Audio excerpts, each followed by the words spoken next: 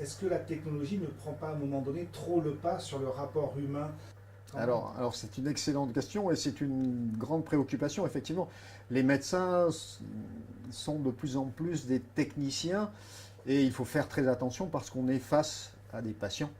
Et donc l'accueil des patients, la relation humaine reste primordiale.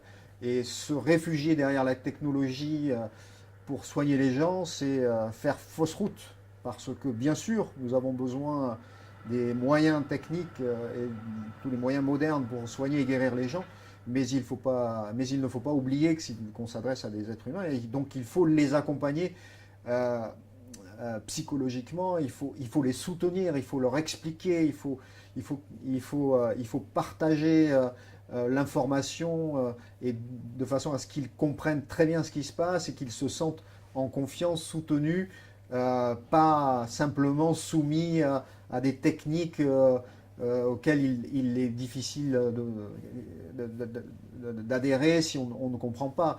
Et puis, si le médecin n'est qu'un technicien, il n'y a pas de relation il n'y a pas de relation de confiance, il n'y a pas de relation humaines qui sont indispensables au bon déroulement, au confort et au résultat final de la prise en charge du traitement.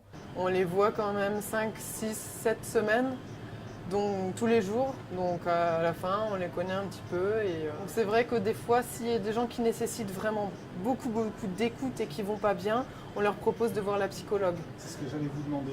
Parce que... Vous faites le trait d'union par moment avec les autres services? Oui, pas forcément toujours, mais avec la psychologue, le socio-esthéticien, la diététicienne, des choses comme ça, oui. On a, de temps en temps, on détecte, on se dit, là, on pourrait proposer au patient parce que ça serait bénéfique pour lui. Alors qu'il n'aura pas fait la démarche lui-même. Quelquefois, soit ils ne savent pas que ça existe, ou alors on leur a dit tellement de choses d'un coup qu'ils n'y pensent même plus.